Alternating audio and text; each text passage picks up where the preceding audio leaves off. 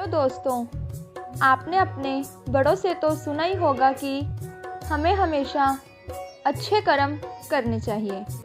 दोस्तों, क्या आपने कभी सोचा है कि आखिर ये अच्छे कर्मों का क्या मतलब है?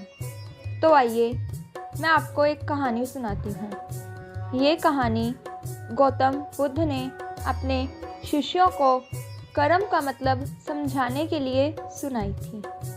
दोस्तों, गौतम बुद्ध कहते हैं, एक कोलगत नाम के राज्य में एक राजा राज करता था। एक दिन राजा अभिमन्यु घोड़े पर बैठकर शहर का चक्कर लगाने के लिए निकले। रास्ते में राजा एक दुकान के आगे जाकर रुक गया और अपने मंत्री को बोला, मंत्री, इस दुकानदार को कल फांसी की सज़ा देने का मेरा मन कर रहा है।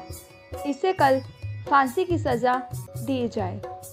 मंत्री को कुछ भी समझ ना आया, तो अगले दिन मंत्री आम प्रजा का रूप धारण कर दुकान में गया।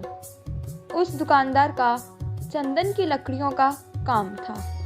मंत्री ने दुकानदार से पूछा, अरे भाई, तुम्हारा काम कैसे चल रहा है? तो दुकानदार बोला, भाई, मेरा काम का तो बहुत ही बुरा हाल है।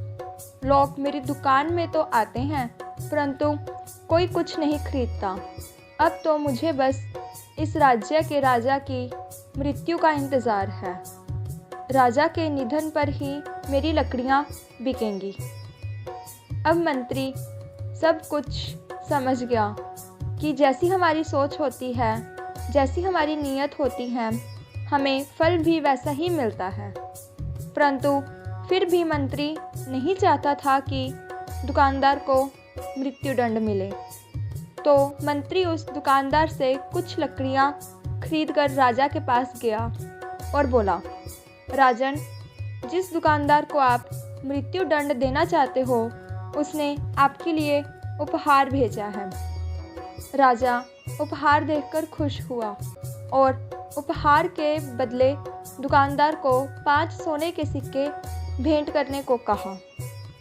अब मंत्री फिर से आम प्रजा का भेष धारण कर दुकानदार के पास गया और बोला, राजा को तुम्हारी लकड़ियाँ पसंद आई और उन्होंने तुम्हारे लिए ये सोने के सिक्के भेजे हैं।